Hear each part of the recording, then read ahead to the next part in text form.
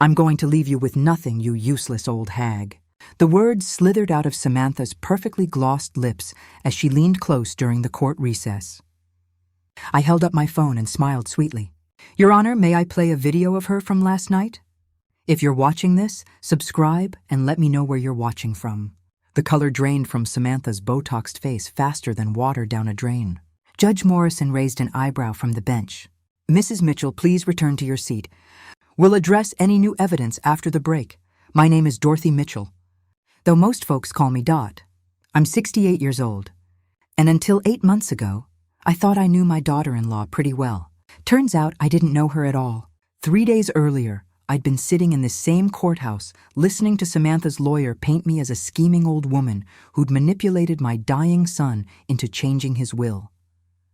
According to her lawsuit, I'd somehow brainwashed my Michael into leaving me his house, his savings, and his life insurance policy.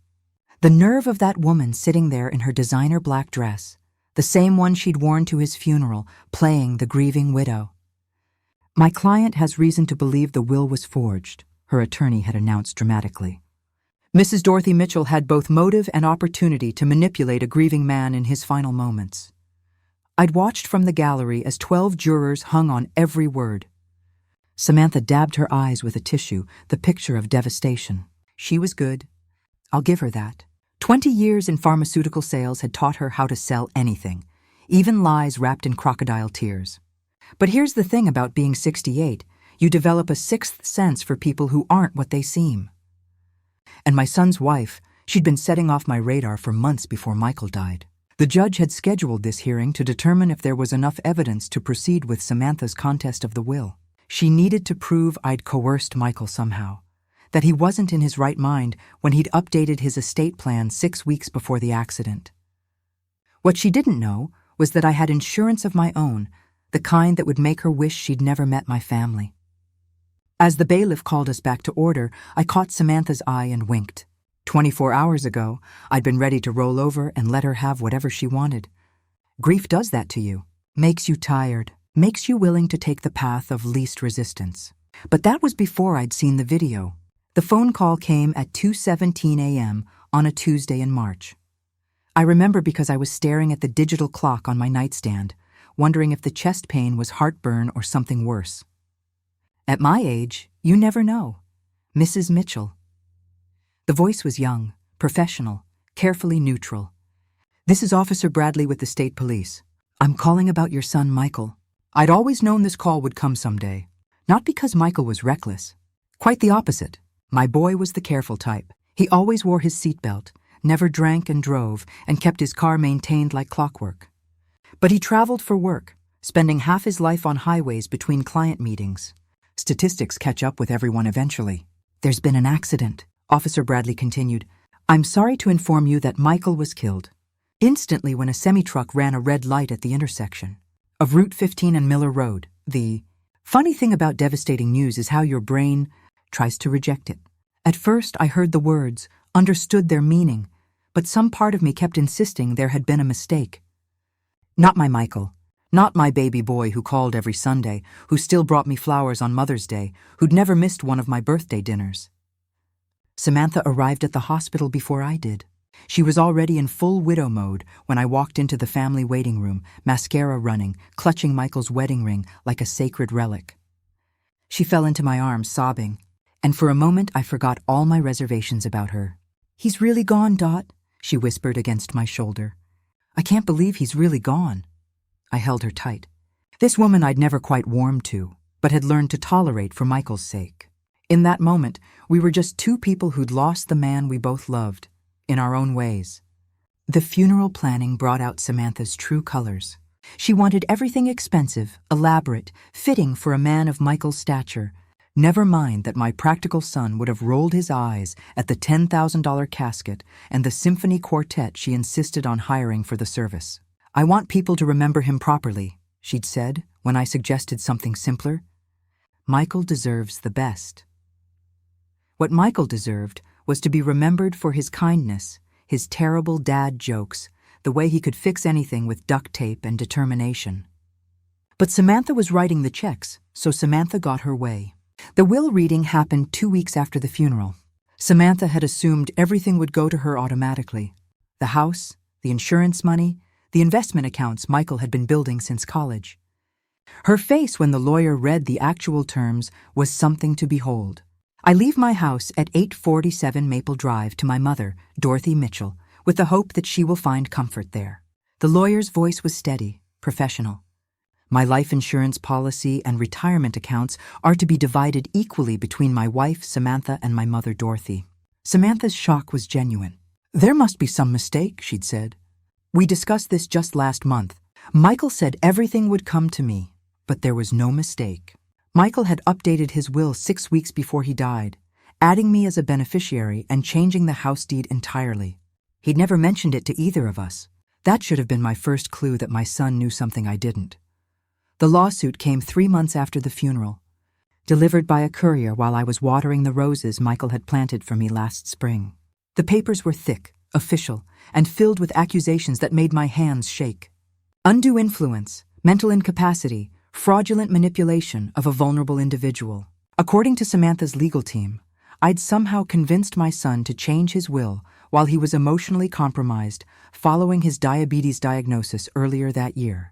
Never mind that Michael's blood sugar had been perfectly controlled with medication or that he'd been sharper than ever in his final months. The lawyers painted a picture of a manipulative mother taking advantage of her son's fears about mortality. They claimed I'd pressured him during his weekly visits, convinced him that Samantha was only interested in his money, and played on his emotions until he'd rewritten his entire estate plan. It was complete fiction, but it was convincing fiction. Mrs. Mitchell, my attorney, James Worthington, had explained during our first meeting, they don't need to prove their claims beyond a reasonable doubt. This is civil court. They just need to show it's more likely than not that you influenced Michael improperly. James was 72, a family friend who'd handled my late husband's estate years earlier.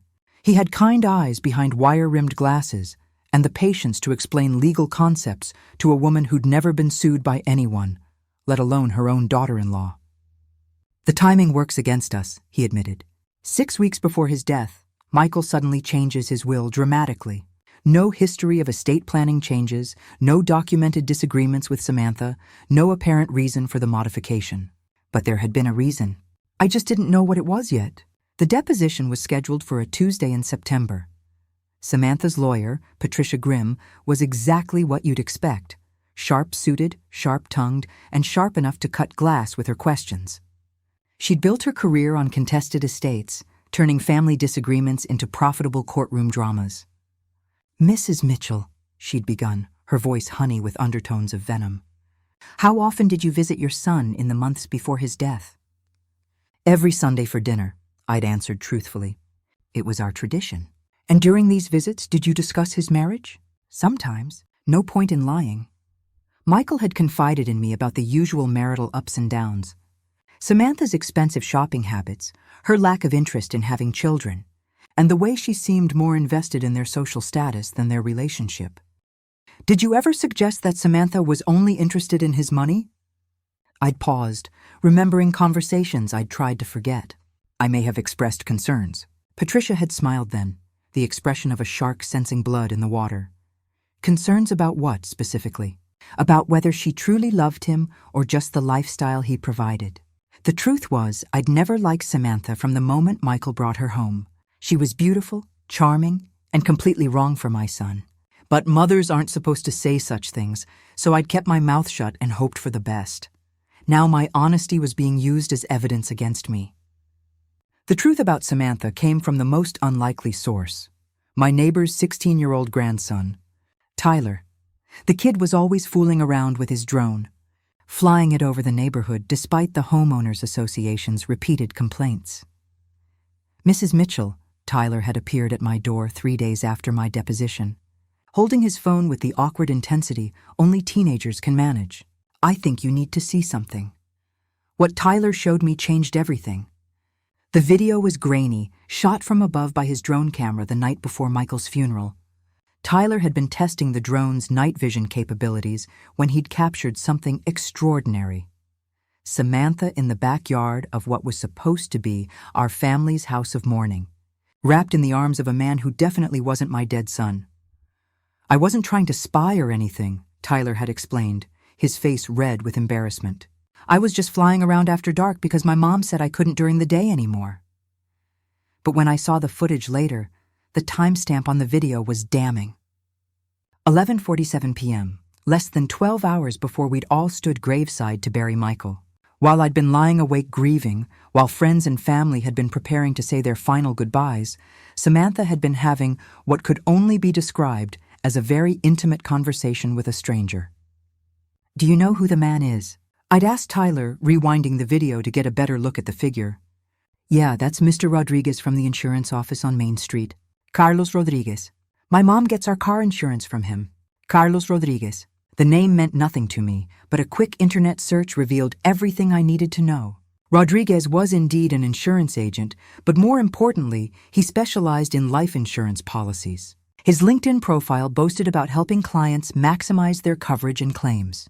The pieces started falling into place like dominoes. Samantha's insistence on the expensive funeral, her immediate assumption that she'd inherit everything, her quick pivot to challenging the will when she learned about the changes, her confidence that she could prove I'd manipulated Michael. She hadn't just been planning for Michael's death. She'd been planning for what came after. "Tyler," I'd said carefully, "I need you to save this video somewhere safe, and I need you not to tell anyone else about it yet. Can you do that for me?" The boy had nodded solemnly, understanding without explanation that he'd stumbled onto something important. "Should I delete it from the drone?" "Absolutely not. Make copies. Email it to yourself. Put it on a flash drive. This might be the most important video you ever take." Over the next week, I did my own investigation. Carlos Rodriguez had a wife and 2 kids in Springfield, about 30 miles away. His insurance office was a small operation, barely profitable according to public records. He drove a 10-year-old Honda and lived in a modest ranch house with a mortgage that was underwater. In other words, exactly the kind of man who might be tempted by a recently widowed woman with a substantial life insurance payout coming her way. The question was, how long had they been planning this? I spent the next 2 weeks putting together a timeline that would make a detective proud. Bank records, phone logs, social media posts, everything I could legally access about Samantha's activities in the months before Michael's death. What I found painted a picture of a woman who'd been preparing for widowhood with shocking efficiency. 3 months before the accident, Samantha had started seeing a new therapist, Dr. Jennifer Walsh, who specialized in grief counseling and life transitions. 2 months before, she joined a support group for women facing major life changes. 6 weeks before Michael died, she'd updated her own will and life insurance beneficiaries. The same week, Michael had changed his will. James Worthington was fascinated when I brought him my research. "Dorothy, this is remarkable detective work, but we need to be careful how we use it. Some of this could be seen as coincidental. What about the video?" I'd asked, showing him Tyler's footage on my phone. James had watched it 3 times, adjusting his glasses and squinting at the small screen. "This is significant, but we need to establish when their relationship began. If it started after Michael's death, it doesn't necessarily prove anything about the will." That's when I remembered Samantha's phone. Michael had been old-fashioned about technology, but he'd insisted on sharing phone plans to save money. As the account holder, I still had access to detailed billing records going back 2 years. It took some digging, but I found what I was looking for: regular calls and text messages between Samantha and Carlos Rodriguez starting 8 months before Michael's death. 8 months. Their affair had begun almost immediately after Michael's diabetes diagnosis, when he'd first started talking about updating his estate planning. "This changes everything," James had said when I showed him the phone records. "We can establish a pattern of deception. We can show motive for wanting Michael dead." But I wanted more than just to win the lawsuit. I wanted Samantha to face the consequences of what she'd done. Michael deserved justice, and I was going to make sure he got it. The preliminary hearing was scheduled for the following week. Samantha's lawyer would present their case for why the will should be overturned, and James would respond with our defense. It was supposed to be a routine proceeding, a chance for the judge to determine if there was enough evidence to proceed to trial. Patricia Grimm had no idea what was coming. I spent the weekend before the hearing practicing my testimony with James. We went over every detail, every question they might ask, every piece of evidence we planned to present. But we saved the video for last, Our nuclear option, the evidence that would destroy Samantha's credibility completely. Are you sure you want to do this? James had asked me Sunday night. Once we play that video in court, there's no going back. Samantha's life will be ruined. I'd thought about Michael, about the man who'd called me every Sunday, who'd brought me soup when I was sick, who'd trusted his wife completely right up until the moment he died. I thought about the funeral, where Samantha had sobbed so convincingly that even I had felt sorry for her. She ruined her own life the moment she decided to cheat on my son, I'd told James. I'm just making sure everyone knows about it. The morning of the hearing, I dressed carefully in the navy blue suit I'd worn to Michael's funeral. I wanted Samantha to see me and remember that day. Remember how she'd cried on my shoulder while planning her future with another man. As I walked into the courthouse, I felt Michael's presence beside me. My son had always believed in doing the right thing, no matter how difficult it might be. Today, I was going to do the right thing for both of us. The courtroom was smaller than I'd expected, with dark wood paneling and fluorescent lights that made everyone look slightly sickly. Samantha sat at the plaintiff's table in a conservative black suit, her blonde hair pulled back in a somber bun. She'd perfected the look of a grieving widow seeking justice. Judge Morrison was a no-nonsense woman in her 60s who'd been handling family court cases for over 20 years. She had the tired expression of someone who'd seen every possible variation of human greed and family dysfunction. Patricia Grimm opened with a performance worthy of an Oscar. She painted me as a bitter old woman who'd manipulated her dying son, preyed on his fears about mortality, and convinced him to disinherit his loving wife. She presented evidence of my Sunday visits, my inappropriate comments about Samantha's spending habits, and my suspicious knowledge of Michael's financial affairs. Ladies and gentlemen, Grimm concluded, gesturing dramatically toward the judge. Dorothy Mitchell saw an opportunity to steal her son's legacy from the woman he chose to marry. She exploited Michael's brief moment of vulnerability after his diagnosis to rewrite his will in her favor. This is nothing less than elder abuse in reverse. A mother taking advantage of her own child. It was a compelling narrative. If I hadn't known the truth, I might have believed it myself. James's opening was quieter, more methodical. He focused on facts, Michael's mental competency, the legitimacy of his estate planning decisions, and the absence of any evidence that I'd coerced him in any way. He painted Michael as a thoughtful man who'd made carefully considered changes to his will for reasons that would become clear. Your Honor, James concluded, Michael Mitchell was not a victim of manipulation. He was a man who discovered something about his marriage that fundamentally changed how he wanted to distribute his assets. The evidence will show that his decisions were not only rational, but necessary. That got Samantha's attention. I saw her lean forward and whisper urgently to her lawyer, who shook her head dismissively. They had no idea what was coming. The first witness was Dr. Peterson, Michael's endocrinologist, who testified that my son's diabetes was well controlled and had no impact on his cognitive function. Patricia Grimm tried to suggest that the diagnosis itself might have caused emotional distress, but Dr. Peterson shut that down quickly. Mr. Mitchell was actually relieved to finally have an explanation for his symptoms. She testified he was optimistic about his treatment plan and showed no signs of depression or anxiety. Next came Michael's estate planning attorney, who confirmed that my son had seemed completely rational and purposeful when updating his will. He specifically requested that the changes be kept confidential. The lawyer testified he said he wanted to protect his family from unnecessary stress. My heart ached, thinking about Michael trying to shield me from the truth about Samantha, even as he planned for the worst. When it was our turn to present evidence, James started with the phone records. Patricia Grimm objected immediately, claiming they were irrelevant to the question of the will's validity.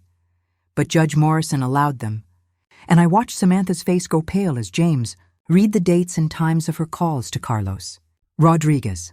These records show a pattern of communication between Mrs. Samantha Mitchell and Mr. Carlos Rodriguez beginning 8 months before Michael Mitchell's death. James explained, the frequency and timing of these communications suggest a relationship that predates the will changes by several months.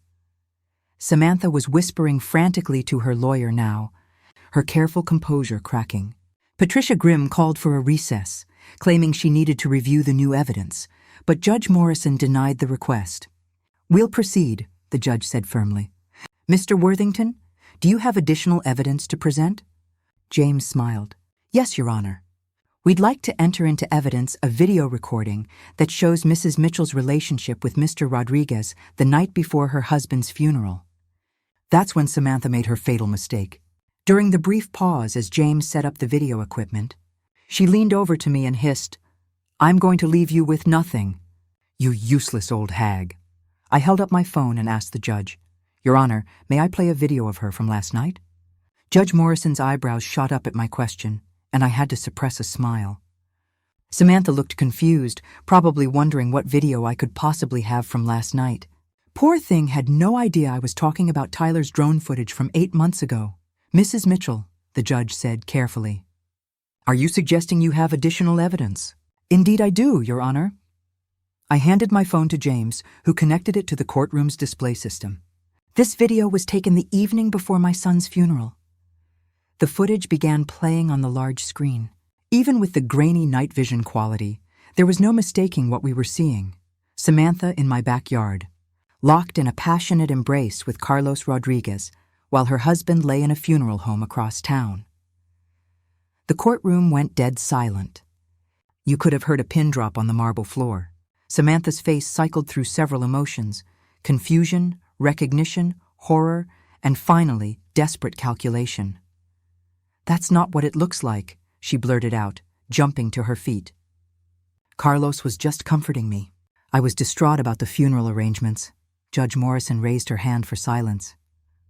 "Mrs. Mitchell, please sit down. Mr. Worthington, can you establish the authenticity and source of this recording?" James nodded.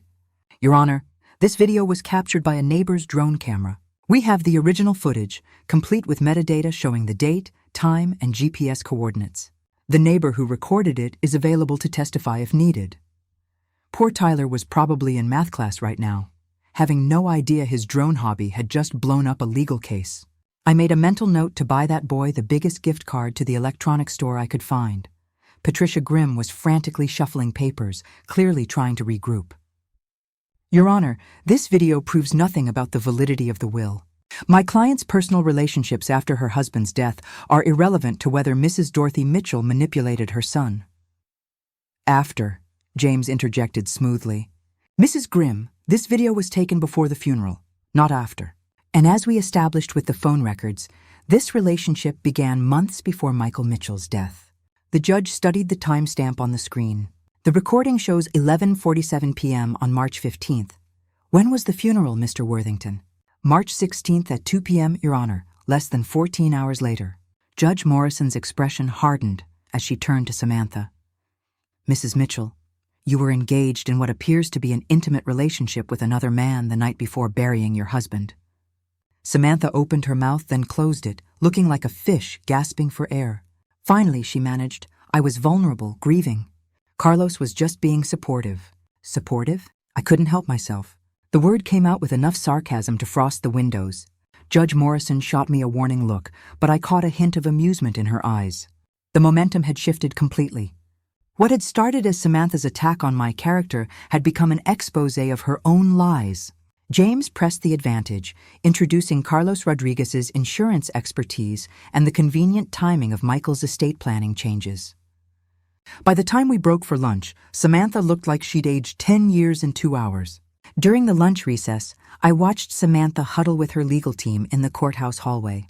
She was gesticulating wildly, her carefully constructed widow's facade completely shattered. Patricia Grimm looked like she wanted to be anywhere else in the world. "Dorothy," James said quietly as we sat in his car sharing sandwiches. "They're going to try to separate the adultery from the will contest. Grimm will argue that even if Samantha was unfaithful, it doesn't prove you manipulated Michael. But it explains why he changed the will.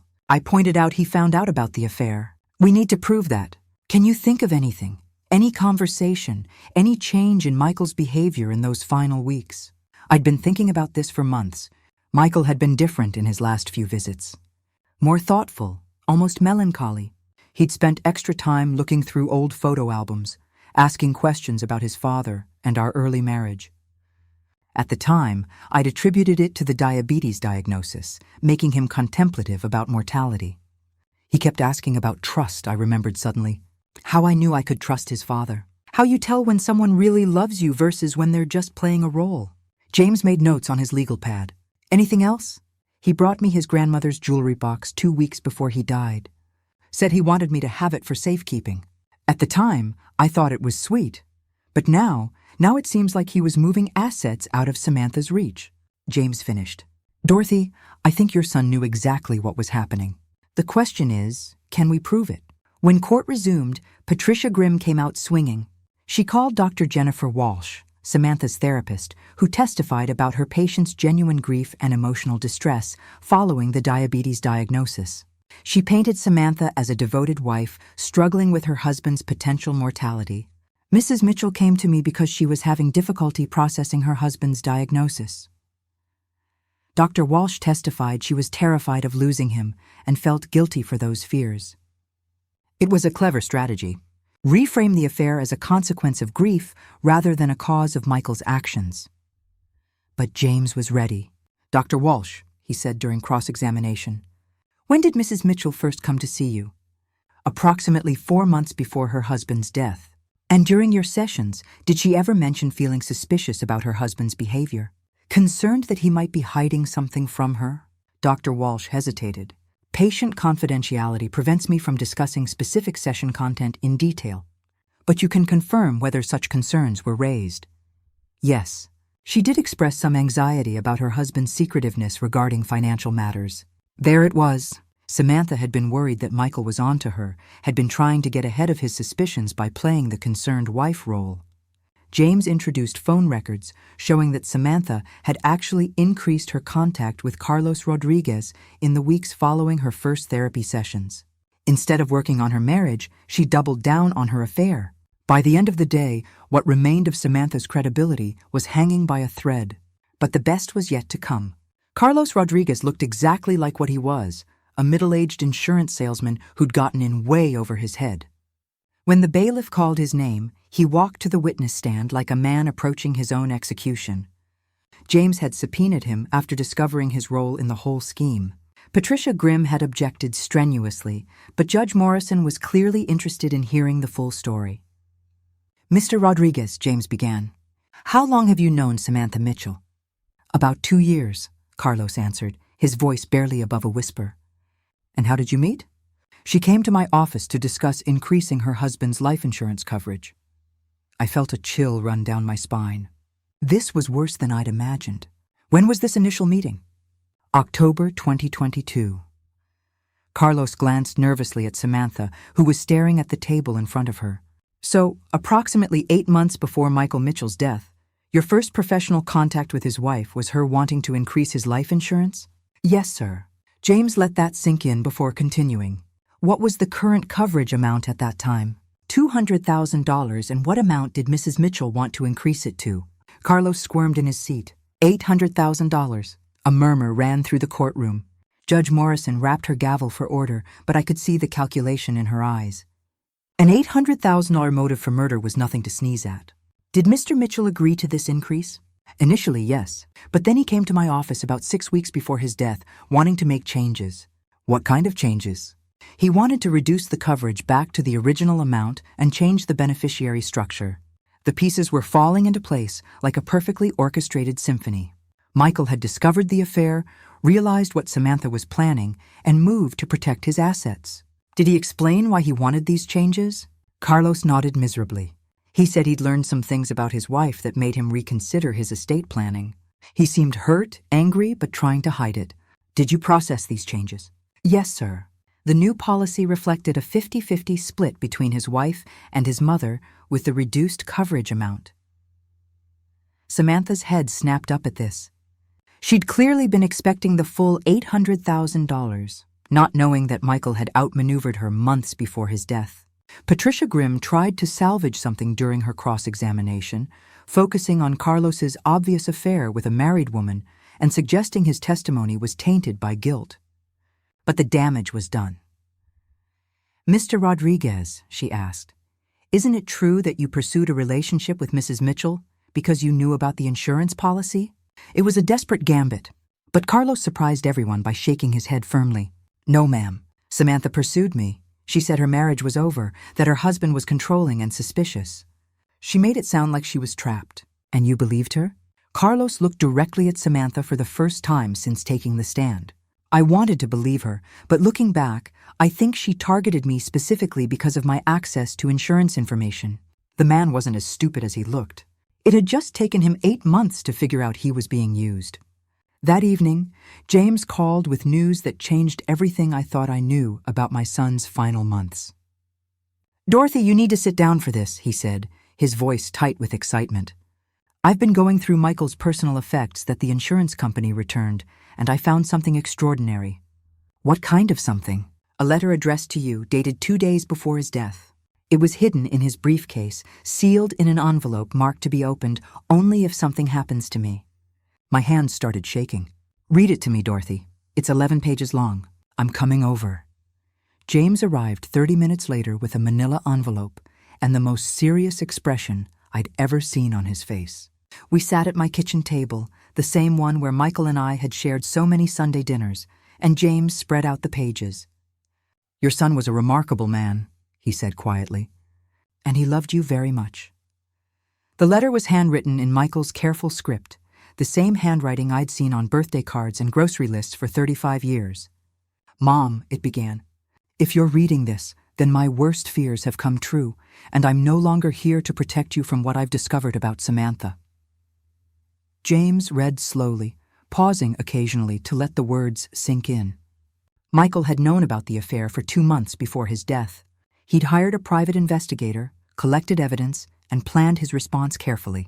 I can't prove that Samantha is planning to hurt me. But I can't ignore the evidence either. The increased insurance policy, her relationship with Carlos Rodriguez, her sudden interest in my will and estate planning.